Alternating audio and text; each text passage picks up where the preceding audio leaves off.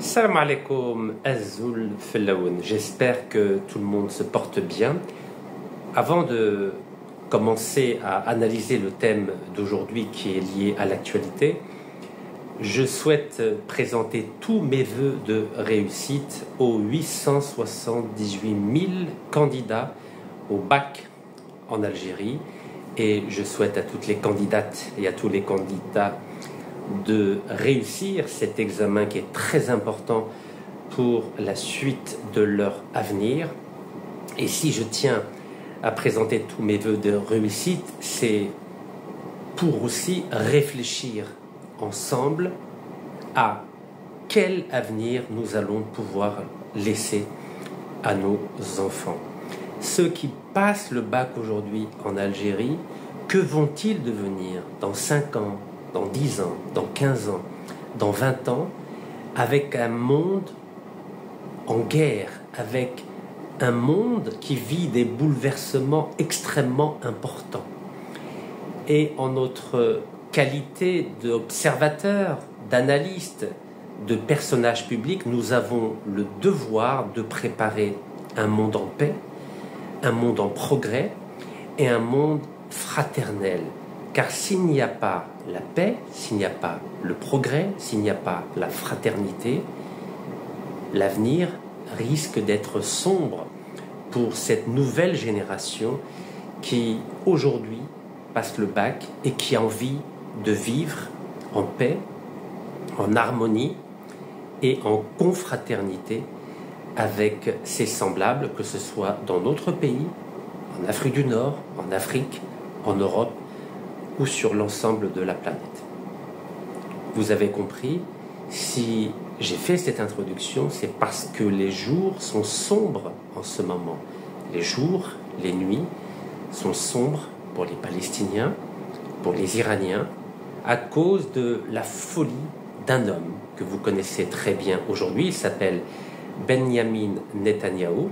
Cet homme-là est prêt à la guerre, à ce que cette guerre dure pour simplement rester au pouvoir. Et nous avons déjà connu par le passé des hommes qui ont sacrifié le présent et l'avenir de générations entières dans le monde entier simplement pour rester au pouvoir. Nous avons vu les dégâts de la Première Guerre mondiale, de la Seconde Guerre mondiale. Je vous rappelle qu'entre 1939 et 1945, il y a eu plus de 50 millions de morts à cause de la folie d'un homme. Cet homme-là, il s'appelle Adolf Hitler, et c'est à cause de cet homme-là, je dis bien à cause de cet homme-là, qu'aujourd'hui, nous avons un peuple entier qui souffre depuis maintenant 80 ans. Cet homme-là, Adolf Hitler, a commis un crime contre l'humanité, un génocide qu'on appelle la Shoah. 6 millions de Juifs sont morts. Sont morts parce qu'ils ont été conduits de toute l'Europe vers des camps de concentration, ensuite des chambres à gaz, et ils ont été exterminés.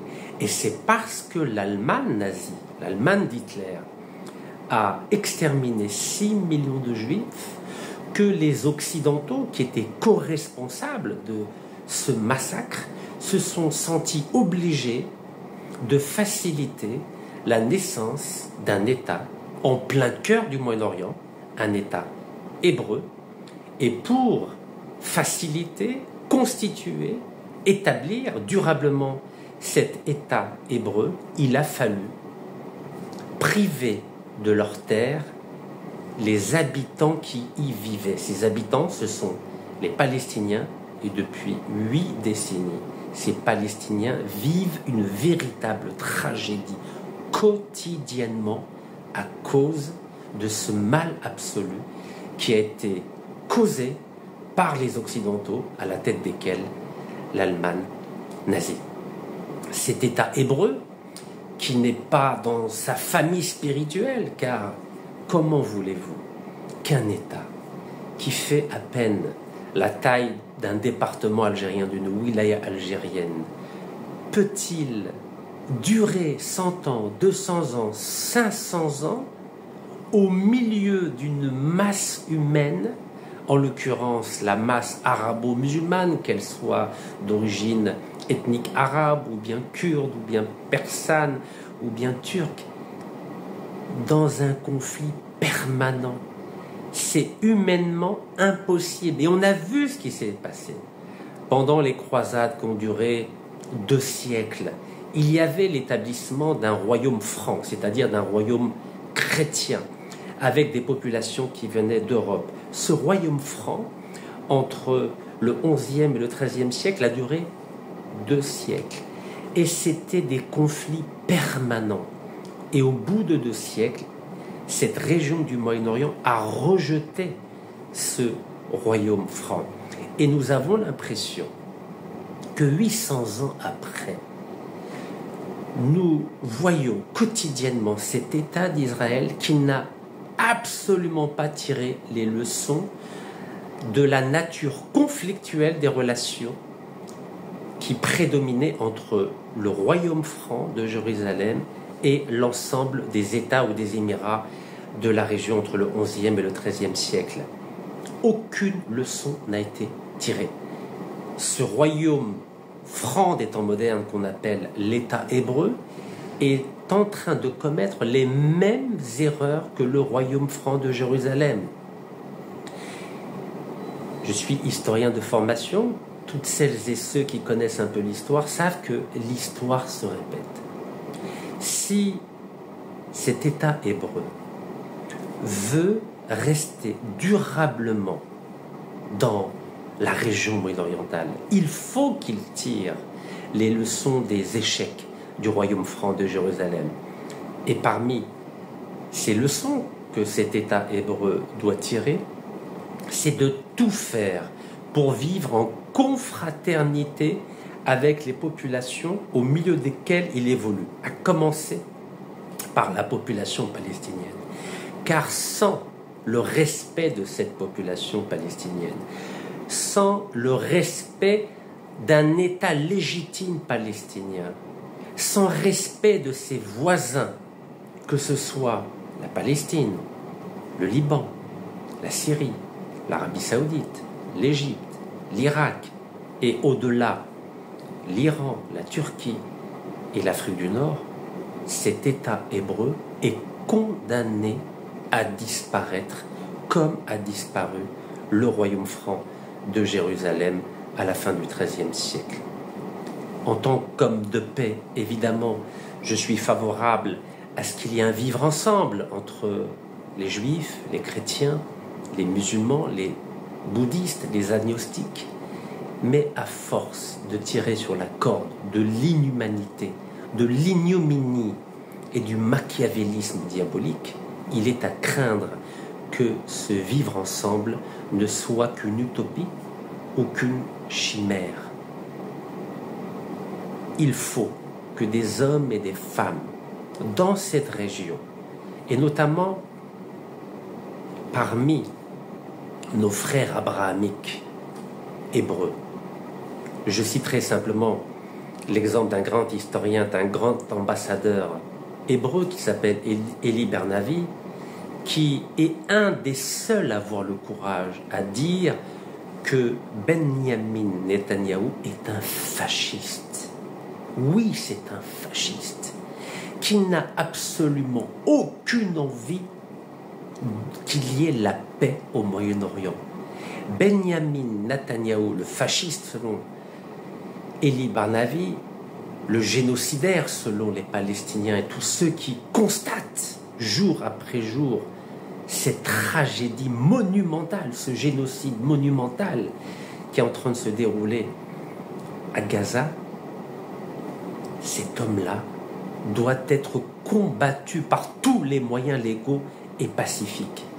Et ce grand historien et ce grand ambassadeur juif d'Israël, Elie Bernavi, a dit que seule la communauté internationale pourra débarrasser Tel Aviv de ce génocidaire. Il a rajouté que si nous laissons les Juifs et les Palestiniens dans un face-à-face suicidaire, il est impossible qu'il y ait la paix. Seule la pression de la communauté internationale et à la tête desquels les États-Unis, la Russie, la Chine, l'Occident, l'Afrique, l'Asie, l'Amérique latine pourront obliger ce génocidaire à cesser ces actes criminels, ces actes terroristes qui vont au-delà de la Palestine, qui vont au-delà de Gaza. Après s'être attaqué à Gaza, il s'est attaqué au Liban, il s'est attaqué à la Syrie, il s'est attaqué maintenant à l'Iran. Jusqu'où ce génocidaire ira-t-il et qui va l'arrêter? Maintenant que j'ai présenté ce tableau catastrophique, j'aimerais commencer par cette image qui vient d'Iran. C'est une puissante explosion dans une raffinerie après une attaque de drone israélien. Vous vous en souvenez, il y a quelques jours, je vous avais dit qu'après l'Iran, Tel Aviv pourrait s'attaquer à notre pays. Et je vous avais dit que notre pays est extrêmement vulnérable. Vous avez vu la facilité avec laquelle Tel Aviv a pu envoyer 200 chasseurs F-16 de pointe pour attaquer, bombarder plus de 100 cibles en même temps, simultanément. Vous savez que aujourd'hui, la priorité des attaques du génocidaire Netanyahou a été les bases militaires, les centres nucléaires, mais il s'est attaqué aussi à une raffinerie. Et vous savez que la quasi-totalité des revenus de l'Iran sont constitués par les gisements de pétrole qui sont à la frontière avec l'Irak. Cette région, c'est une région arabe dans ce pays perse qu'on appelle le Khouzistan ou l'Arabistan.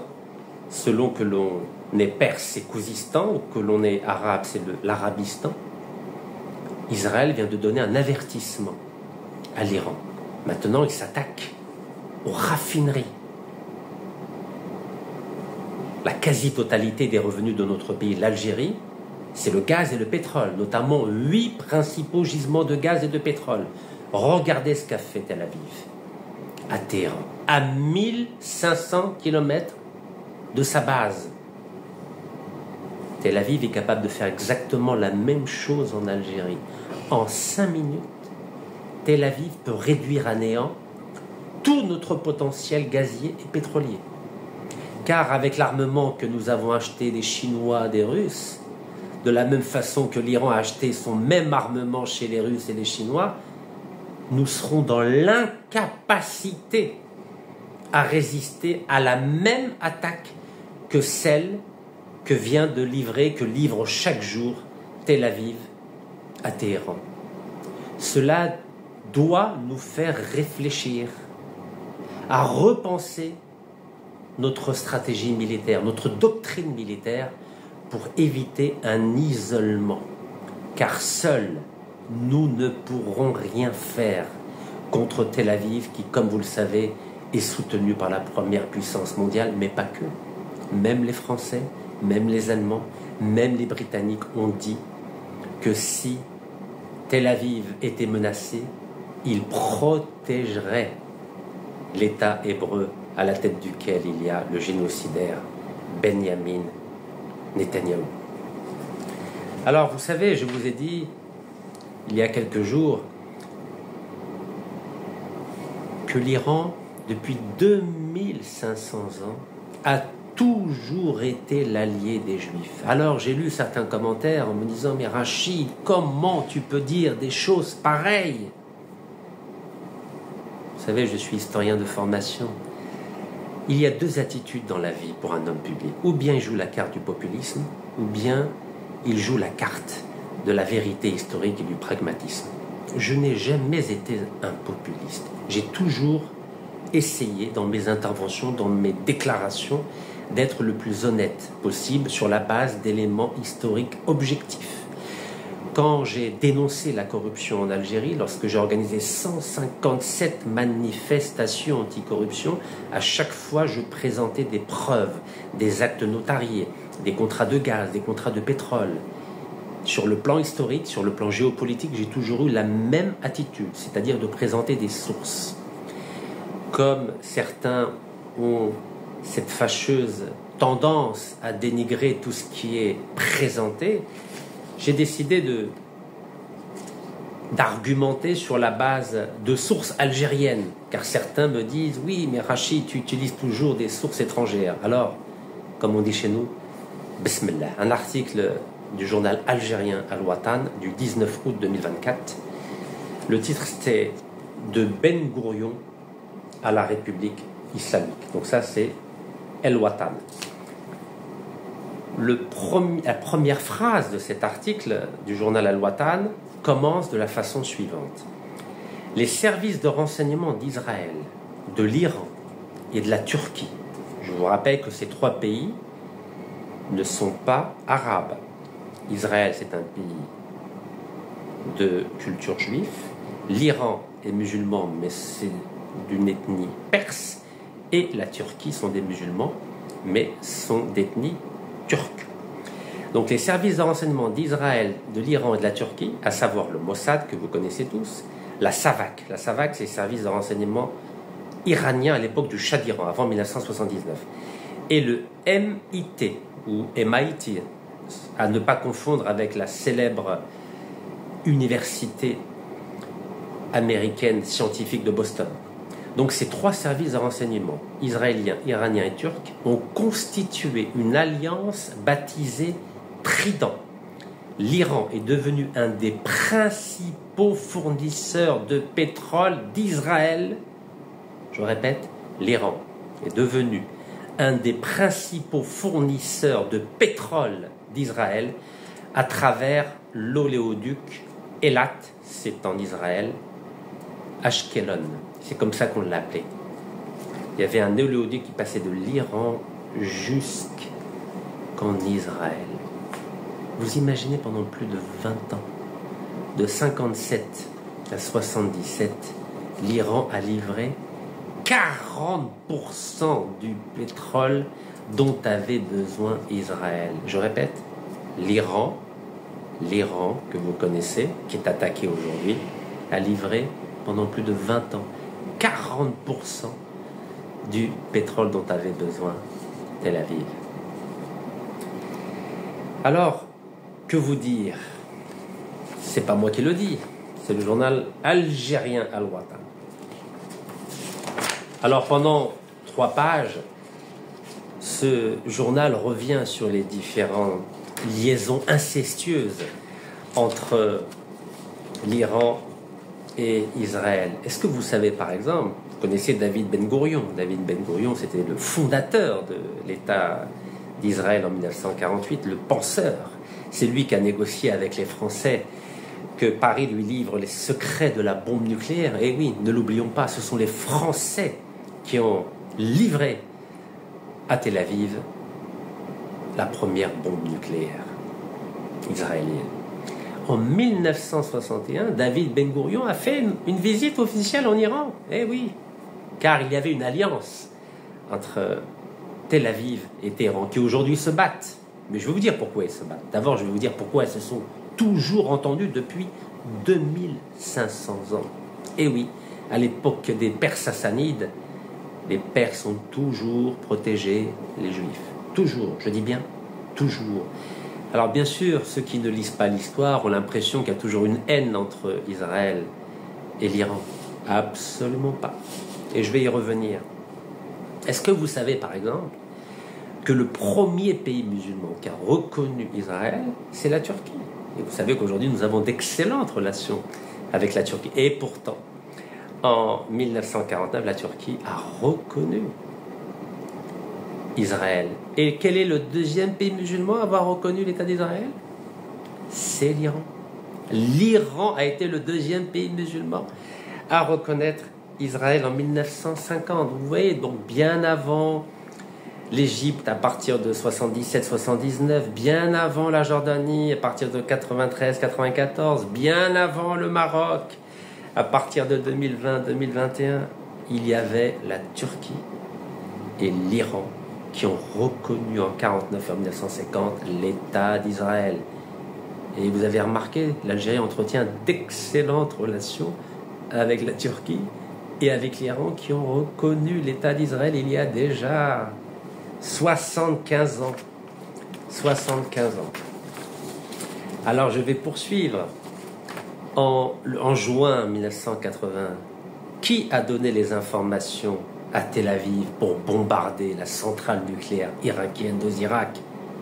Ce n'est pas les États-Unis, ce n'est pas la Chine, ce n'est pas l'Angleterre, ce n'est pas la France, c'est l'Iran. L'Iran de l'Ayatollah Khomeini, oui, l'Iran de l'Ayatollah Khomeini a livré des informations à Tel Aviv pour que Tel Aviv bombarde la centrale nucléaire irakienne d'Osirak, 7 juin 1981.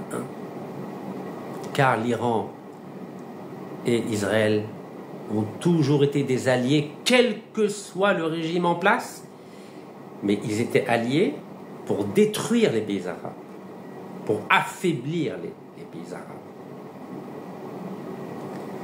Et je vais y revenir.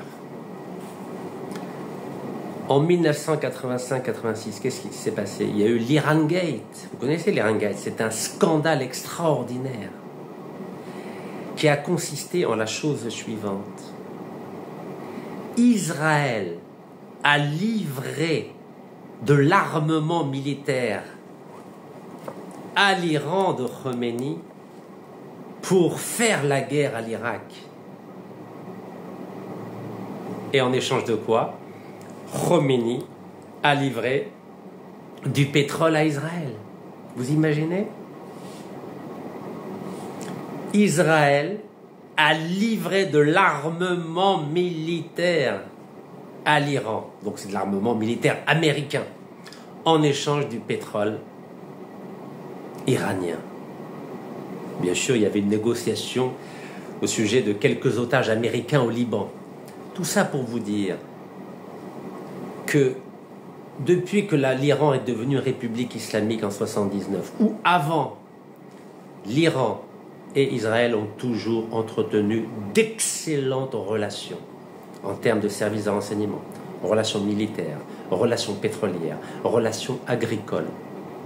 Car l'Iran et Israël ont toujours eu un point commun: affaiblir les États arabes au Moyen-Orient.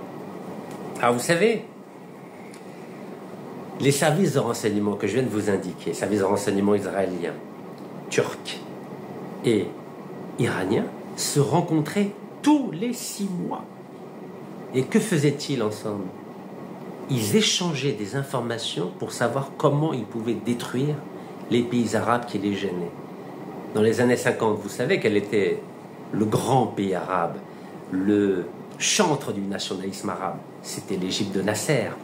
L'Égypte de Nasser était considérée comme l'ennemi d'Israël, de la Turquie et de l'Iran. Car Nasser faisait de l'ombre à ces 3 pays. C'était une figure extraordinaire à l'époque. Il imposait un leadership dans l'ensemble de la région du Moyen-Orient, d'Afrique du Nord, de l'Afrique, de l'Asie. Il était respecté dans le monde entier. Pourquoi il était respecté dans le monde entier? Car lorsqu'il a décidé de nationaliser le canal de Suez le 26 juillet 1956, c'était un événement majeur. Et c'est parce qu'il a réussi la nationalisation du canal de Suez, et ensuite, bien qu'il ait perdu militairement la bataille, la guerre à Suez, il l'a gagné politiquement. Et son aura est devenue extraordinaire à travers le monde entier. Et c'est cet événement-là qui a poussé, quelques années plus tard, les nouveaux pays arabes indépendants à nationaliser eux aussi le gaz et le pétrole. C'est grâce à Nasser, c'est lui qui a donné le là, qui a donné l'exemple. Et si on n'a pas ces références historiques en tête, on ne peut pas comprendre. Car à l'époque, l'Égypte était en mouvement. C'était un pays qui avait une influence extraordinaire. Je vous rappelle qu'à partir de 1955, c'est l'Égypte qui aidait fortement l'Algérie à combattre le colonialisme français, l'Égypte qui aidait tous les mouvements de libération nationale. Ensuite, c'est l'Algérie qui a pris le relais. L'Égypte a fait la guerre au Yémen entre 1962 et 1967. L'Égypte a essayé de faire une alliance, une fédération avec la Syrie entre 58 et 61. Bref, l'Égypte était une grande puissance révolutionnaire et républicaine. Et évidemment, l'Égypte aidait les mouvements palestiniens. Je vous rappelle que c'est l'Égypte qui gérait Gaza après la première guerre contre Israël en 1948. De 1948 à 1967, comptez avec moi, ça fait pendant 19 ans. Pendant 19 ans, c'est l'Égypte qui gérait Gaza. Oui, l'Égypte, car l'Égypte était un grand pays et les Palestiniens faisaient confiance à l'Égypte de Nasser pour essayer d'obtenir leur État et ensuite l'indépendance de la Palestine. Donc évidemment, Israël ne pouvait pas accepter que l'Égypte de Nasser devienne une grande puissance, la Turquie non plus et l'Iran non plus, car ces trois pays étaient jaloux de l'Égypte de Nasser. C'était ça la géopolitique des années 50 et des années 60. Alors évidemment, Israël, vous connaissez l'entité sioniste, vous l'appelez comme vous voulez, Israël. Il y a des penseurs en Israël, vous savez. Ce ne sont pas des imbéciles, les Israéliens. Ça n'a jamais été des imbéciles. Les Juifs, dans toute l'histoire de l'humanité, ont toujours su mettre en avant le savoir et la connaissance. Vous savez, il y a un célèbre hadith chiite qui dit que l'encre de l'écolier est plus sacrée que le sang du martyr. L'encre de l'écolier est plus sacrée que le sang du martyr. Eh bien, figurez-vous que nos frères abrahamiques juifs appliquent cette règle depuis plus de 3000 ans. Ils ont beaucoup investi dans le savoir, dans l'intelligence, dans comment envisager l'avenir et préparer l'avenir. Alors pourquoi je vous parle de nos frères abrahamiques juifs? Car selon les religions abrahamiques, nous sommes des frères, des cousins, n'est-ce pas? Ben Gurion, dans les années 50, quand il voyait l'influence grandissante de Gamal Abdel Nasser, vous savez que Gamal Abdel Nasser s'inscrivait dans la lignée de la résurrection du monde arabe, dans la Nahda, comme on dit, qui a commencé au 19e siècle. Figurez-vous que Ben Gurion, avec les penseurs sionistes, ont dit Israël a des problèmes avec les Arabes, avec les pays arabes, donc il faut qu'on réfléchisse à une stratégie d'encerclement des Arabes. Et c'est là où ils ont développé une doctrine intellectuelle, politique et géostratégique qu'on appelle la théorie des alliances périphériques. En quoi consiste cette théorie des alliances périphériques?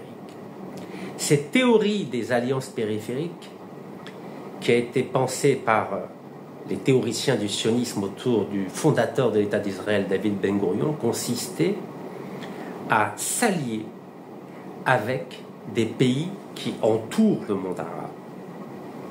D'abord la Turquie. Vous savez que la Turquie était, depuis Atatürk, était laïque.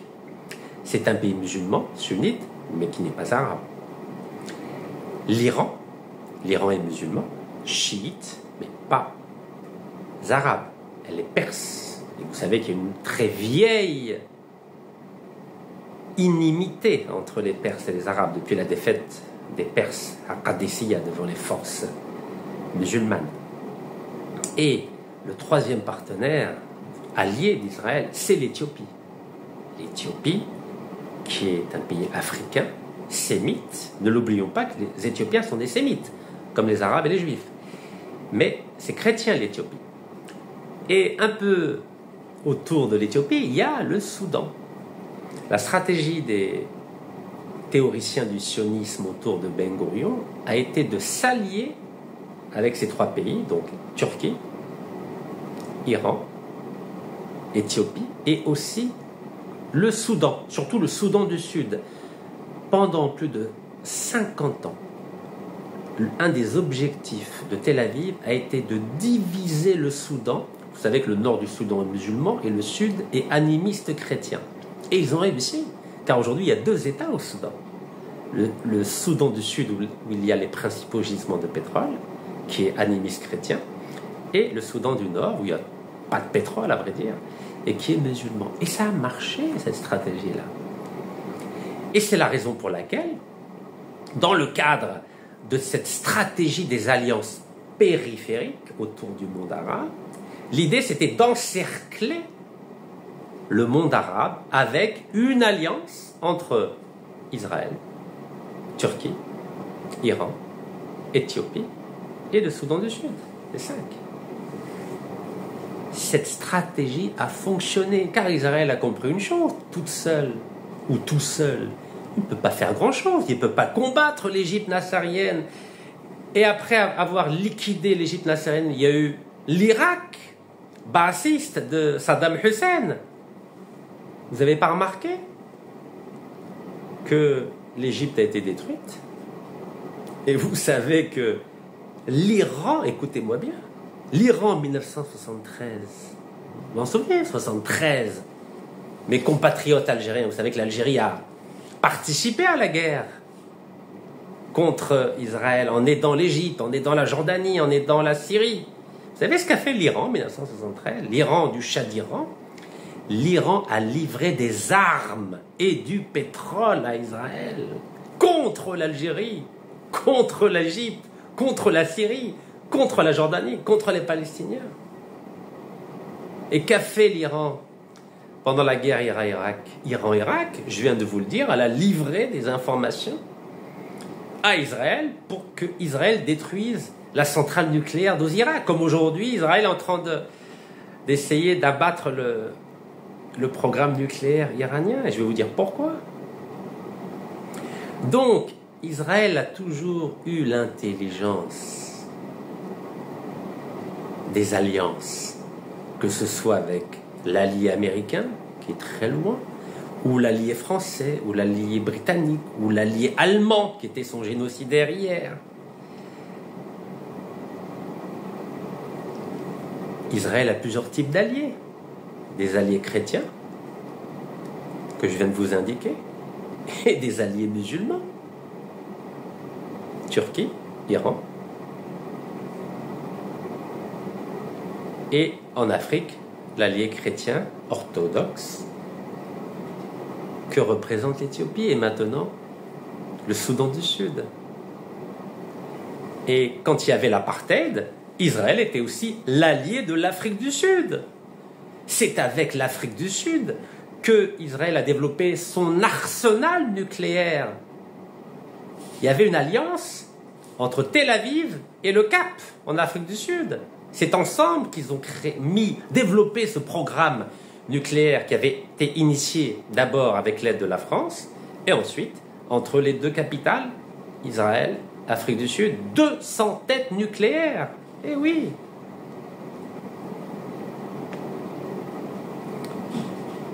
Alors vous comprenez pourquoi je vous dis que les choses sont beaucoup plus complexes qu'elles n'y paraissent. Alors pourquoi tout d'un coup maintenant Israël a décidé de tourner le dos à l'Iran? Mais pour une raison simple. C'est parce que de 1948, date de la création d'Israël, jusqu'en 1988, date de la fin de la guerre entre l'Irak et l'Iran, Israël a réussi à neutraliser les poids lourds du monde arabe. Mais oui, Israël a réussi à neutraliser les poids lourds de la résurrection du monde arabe. C'était qui les poids lourds? D'abord l'Égypte de Nasser. À partir de 1952 jusqu'en 1967, vous savez que Nasser c'était la figure marquante du Moyen-Orient. Mais lorsqu'il y a eu la défaite de 1967 et ensuite en 1973, l'Égypte éliminée, puisque après l'Égypte a négocié avec Sadat un accord de paix avec Israël, d'abord en 1977 et en 1979 les accords de Camp David. Ensuite, Israël a livré des armes à l'Iran pour abattre l'Irak de Saddam Hussein. Et après, vous savez, guerre civile en Algérie, destruction de la Libye en 2011, destruction de la Syrie pendant la guerre civile à partir de 2011 jusqu'à 2025. Donc aujourd'hui, Israël n'a plus besoin de l'Iran. Surtout que l'Iran a décidé de développer son propre programme nucléaire. Ah ben non, là ils s'entendent plus, nos amis israéliens et iraniens. Ben non, parce que Israël veut être la nouvelle Égypte du Moyen-Orient. Elle veut être la seule puissance. Maintenant qu'Israël s'est débarrassé avec l'aide de l'Iran, de l'Égypte et maintenant qu'Israël s'est débarrassé, grâce à l'aide de l'Iran, s'est débarrassé de l'Égypte et de l'Irak et de la Syrie, c'est bon maintenant. Israël n'a plus besoin de l'Iran. Et Israël n'acceptera jamais qu'un autre État la concurrence sur le plan géopolitique et militaire dans la région. Israël veut devenir le nouveau royaume franc de Jérusalem. Alors, il y a plein de littérature là-dessus, vous savez. Donc je vous ai dit, là, les alliances périphériques, Turquie, Israël et Iran, voici les trois qui ont détruit le monde arabe, ensemble. C'est l'alliance des trois, Turquie, Israël et Iran. Donc maintenant que le monde arabe a été totalement détruit, je n'ai pas besoin de vous faire un dessin, maintenant Israël veut être toute seule dans la partie. C'est un peu comme la guerre des gangs. Alors ceux qui connaissent Marseille, d'abord les gangs se mettent ensemble et puis dès qu'ils se sont mis d'accord, ils ont gagné contre dès que deux gangs ont gagné contre un troisième gang, après les deux gangs qui étaient alliés se tuent, se massacrent. C'est ce qui se passe aujourd'hui. Alors il y a beaucoup de littérature là-dessus. Vous savez, même les Français le savent. Iran contre Israël, comment les deux pays sont passés d'alliés à ennemis jurés. Ça, c'était en 2024. Ah oui, il y a énormément de littérature. Allez, un autre article de 2022. Iran-Israël, de l'alliance à la confrontation. Excellent article dans l'Orient 21e siècle.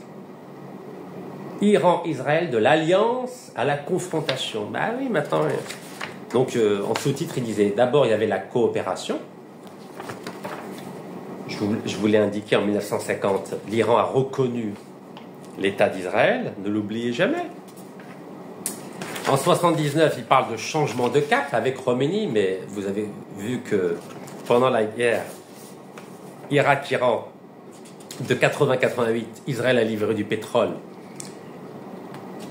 L'Iran, pardon, a livré du pétrole à Israël, Israël a livré des armes à l'Iran et l'Iran a donné des informations pour détruire la centrale nucléaire irakienne en Irak. C'est pas aussi simple que ça. Et puis un excellent dossier qui a été rédigé par le professeur Quentin Lenormand, professeur agrégé d'histoire, qui s'appelle « Les relations entre Israël et l'Iran, un partenariat officieux dans un contexte d'hostilité affichée ». En clair, ils font semblant à travers les médias, les déclarations publiques et politiques de se détester. Vous vous en souvenez, l'ayatollah Khomeini disait qu'il y a le grand Satan, c'était Israël, et il y a le petit Satan, c'était... le grand Satan, c'était les États-Unis, et le petit Satan, c'était Israël. Mais dans les faits, l'Iran livrait du pétrole à Israël, et Israël livrait des armes à l'Iran pour combattre l'Irak. C'est ce qu'on appelle de l'hypocrisie politique. Alors nous, en Algérie, on a encore des naïfs qui pensent que l'Iran, c'est notre allié, c'est notre partenaire. Mais non, mes chers amis. L'Iran, la Turquie ont toujours été les partenaires d'Israël. Retenez bien. Toujours. Pour affaiblir le monde arabe. Vous n'avez pas remarqué, toutes les puissances du monde arabe ont été éliminées? Je vous ai parlé de l'Égypte, je vous ai parlé de l'Irak, je vous ai parlé de la Syrie, la Libye. L'Algérie a été fragilisée par 10 années de guerre civile. Vous n'avez pas remarqué? Même le Soudan il résistait un peu, divisé en deux, entre le Soudan du Nord et le Soudan du Sud. Vous n'avez pas remarqué que toutes les grandes puissances arabes ont été éliminées, ont été neutralisées? Pourquoi elles ont été éliminées et neutralisées? Car ces trois pays se sont ligués contre le monde arabe. Ces trois pays-là, Turquie, Israël et Iran. Et oui, ne l'oubliez pas. Ne vous faites pas berner par la propagande. Vous savez, on a l'habitude de se faire berner, vous savez. Il y a un grand intellectuel, un grand journaliste et intellectuel qui s'appelle René Naba. C'est un grand monsieur, il était responsable du monde arabe à l'agence France Presse pendant 30 ou 40 ans. C'est un livre qui a été publié en Algérie, donc vous ne pourrez pas dire que c'est moi qui l'ai inventé. Il s'appelle Le monde arabe en point de mire. C'est un livre entretien avec René Naba, de Samir Mahalla. Et vous savez ce que dit René Naba? Donc c'est la page 71. Donc page 71.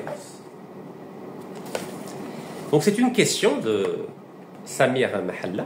Il lui dit: cela répondrait bien à la politique coloniale, celle de séparer le Mashrek, donc le Moyen-Orient, du Maghreb, l'Afrique du Nord. Les Arabes des Kabyles. Vous voyez, les Occidentaux ont bien séparé ou différencié les Arabes des Kabyles.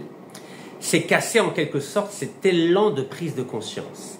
Et que répond René Naba dans son livre « Le monde arabe en pointe de mire ». Écoutez ce qu'il dit. Il dit, lui il est chrétien, René. René c'est pas musulman, il est chrétien. Oui, absolument, dit-il. L'histoire le dit, perdre de vue qu'on appartient tous au même univers culturel arabe. Alors arabe c'est pas ethnique, culturel, c'est-à-dire la religion, la littérature, culturel. Je ne parle pas d'ethnie encore une fois. Et il dit, l'histoire le dit, perdre de vue qu'on appartient tous au même univers culturel arabe, à la même projection d'avenir, je m'adresse au bachelier à qui je dédie cette vidéo, équivaut à notre chaos.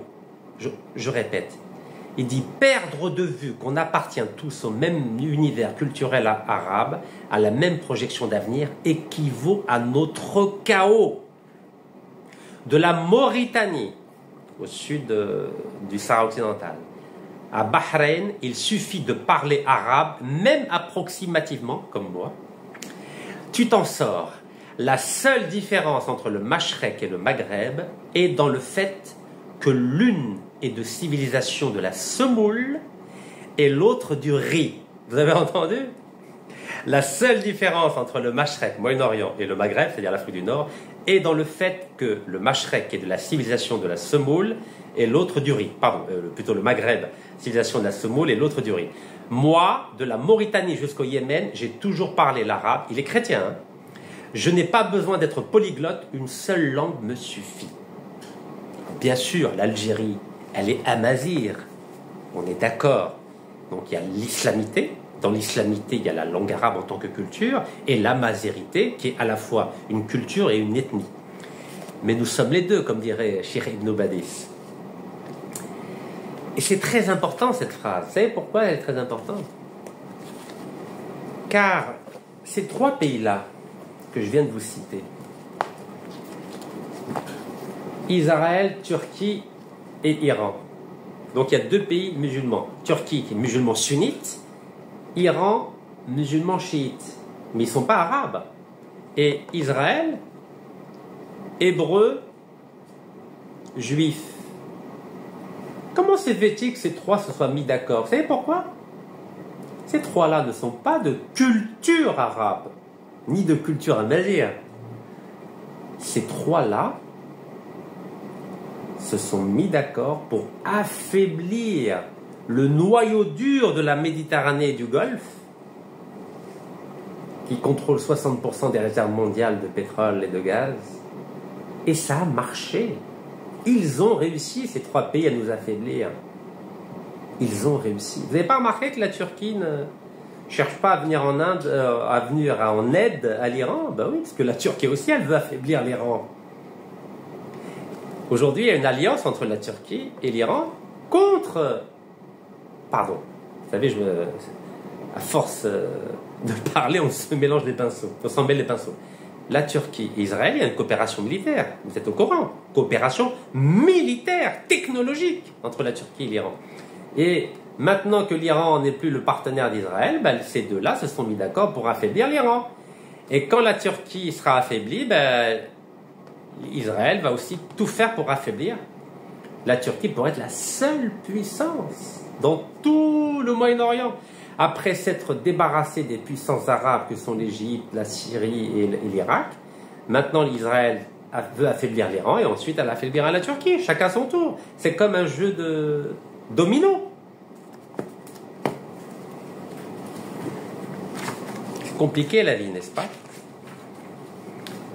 C'est très compliqué. Est-ce que vous savez que l'Iran a aussi fourni Israël a fourni des armes aussi aux Kurdes irakiens pour affaiblir l'Irak, avec l'aide de l'Iran aussi. Alors qu'est-ce qu'on fait avec tout ça? Maintenant qu'on a dit tout ça, qu'est-ce qu'on fait? Mais on a intérêt à être prudent, et là je parle de l'Algérie. Si nous ne sommes pas extrêmement prudents, nous risquons d'être les prochains sur la liste. Vous vous souvenez de Laurence d'Arabie 1916. Vous savez ce qu'il avait fait, Laurence d'Arabie, en 1916? L'anglais Laurence d'Arabie, le colonel Laurence d'Arabie. Il a fait croire aux Arabes d'Arabie Saoudite, à l'époque c'était le shérif Hussein de la Mecque avec son fils Faisal, et il leur a dit: combattez la Turquie, et on va vous aider à créer un grand royaume arabe. Et oui. Donc les Arabes, ils étaient tellement naïfs, qu'est-ce qu'ils ont fait? Pourtant les Arabes et les Turcs, c'est des musulmans les deux. Donc les Arabes ont fait confiance aux Anglais. Et ils ont combattu la Turquie, parce qu'à l'époque, il y avait le califat ottoman. Donc quand les Arabes ont fait la révolte arabe de 1916 contre la Turquie ottomane, d'ailleurs les Turcs n'ont jamais digéré cette alliance entre les Arabes et les Anglais, c'est pour ça que les Turcs ont tout fait pour affaiblir les pays arabes. Je dis bien absolument tout fait, car c'est une cicatrice terrible pour les Turcs. Parlez aux Turcs, vous allez voir. Ils veulent se venger de l'alliance des Arabes avec les Anglais en 1916, car l'alliance des Arabes et des Anglais en 1916 a précipité la chute de l'empire califal, du califat ottoman d'Istanbul. Et les Turcs ne l'ont jamais oublié, jamais. C'est la raison pour laquelle, depuis Mustafa Kemal jusqu'à aujourd'hui, l'objectif des Turcs, c'est d'affaiblir toutes les puissances arabes, que ce soit l'Égypte, que ce soit l'Irak ou la Syrie, et vous avez pas ou la Libye, et ça a marché. Et nous serons les prochains sur la liste, évidemment. Donc, nous avons intérêt à replonger dans l'histoire et à ne pas être naïfs, car aujourd'hui nous sommes en danger. Nous sommes vraiment en danger. Quand on voit la facilité avec laquelle Tel Aviv a pu envoyer 200 avions de chasse pour cibler en même temps 100 points, 100 cibles en Iran, il y a de quoi s'inquiéter. Et quand on voit qu'une raffinerie iranienne a été bombardée, et encore, si ce n'étaient pas les Américains qui essayent de faire pression sur Tel Aviv pour ne pas viser les puits de pétrole, croyez-moi que Tel Aviv, il y a longtemps qu'ils auraient bombardé tous les gisements de pétrole iranien. Et je ne sais pas si vous avez suivi la réaction de l'Irak. Vous savez que les avions qui ont bombardé l'Iran sont passés, pour la majorité d'entre eux, par le ciel irakien. Le ciel irakien. Est-ce que vous savez que l'Irak n'est pas indépendante? L'Irak n'a pas le droit d'empêcher des avions israéliens de bombarder l'Irak. Est-ce que vous le savez? Et vous savez que le président irakien a demandé aux États-Unis d'interdire aux avions de Tel Aviv de survoler le ciel irakien. Car l'Irak n'a pas les moyens militaires d'empêcher les avions de Tel Aviv de survoler tout son territoire pour aller bombarder l'Iran. Est-ce que vous imaginez? C'est ce qu'on appelle le retour du colonialisme, mes chers compatriotes algériens. L'Irak aujourd'hui n'est pas indépendante. Et c'est la raison pour laquelle j'avais, comme des millions d'Algériens, demandé au président algérien de ne pas aller au sommet arabe à Bagdad, car il n'y a aucune protection en Irak. Je dis bien aucune protection. Aller en Irak aujourd'hui, c'est de la folie, car il n'y a pas d'armée irakienne. L'armée irakienne n'est pas indépendante. Le gouvernement irakien n'est pas indépendant. L'Irak n'est pas indépendante. Vous imaginez tout ce qui a été fait pendant la période de décolonisation entre 1952 et 1975. Nous sommes en train de faire marche arrière. La Libye n'est pas indépendante, l'Égypte n'est pas indépendante, l'Irak n'est pas indépendante, la Syrie n'est pas indépendante, le Soudan n'est pas indépendant, etc., etc. Nous sommes en train de vivre un mouvement de recolonisation. Les pays arabes, culturellement arabes, sont à nouveau sous la tutelle des puissances occidentales. Est-ce que vous imaginez? Même le Maroc voisin n'est pas indépendant. Il ne peut plus faire ce qu'il veut. Alors je sais que les mouches électroniques marocaines vont réagir, évidemment. Mais c'est pas grave, je suis un homme libre et je dis ce que je pense. C'est terrible ce qui est en train de se passer. Alors l'Algérie, qu'est-ce qu'elle peut faire? Qu'est-ce qu'elle doit faire? Je vous ai dit que Israël a pu affaiblir, ou l'entité sioniste, vous l'appelez comme vous voulez, vous savez, c'est pas parce qu'on va appeler un pays avec un nom qui ne plaît pas que ça va lui faire peur. La stratégie d'Israël a été de trouver des alliés pour combattre les pays arabes. Et ça a fonctionné. L'Iran et la Turquie. En plus de l'alliance des États-Unis, de la France, de l'Angleterre et de l'Allemagne. Est-ce que vous croyez vraiment que l'Algérie, toute seule, peut combattre ou peut se protéger d'une éventuelle attaque de Tel Aviv? Excusez-moi de vous le dire, l'Algérie n'a pas les moyens militaires d'empêcher une attaque de ces gisements de gaz ou de pétrole. Ne pourra pas. Imaginez 200 avions de chasse israéliens qui débarquent en Algérie. Vous croyez qu'on va pouvoir riposter à 200 avions? Ou à des missiles en même temps que les avions? Mais regardez, l'Iran n'a même pas réussi. Pourtant, elle est alliée avec la Russie. L'Iran achète son armement de la Russie et de la Chine. Et l'Iran ne peut pas. Vous savez, le seul pays, je dis bien le seul pays, qui peut dissuader Tel Aviv d'attaquer l'Algérie, le seul pays avec lequel on pourrait faire alliance et qui pourrait dissuader Tel Aviv de bombarder l'Algérie, c'est d'avoir une alliance avec le Pakistan. Pourquoi? Car le Pakistan est la seule puissance nucléaire du monde musulman.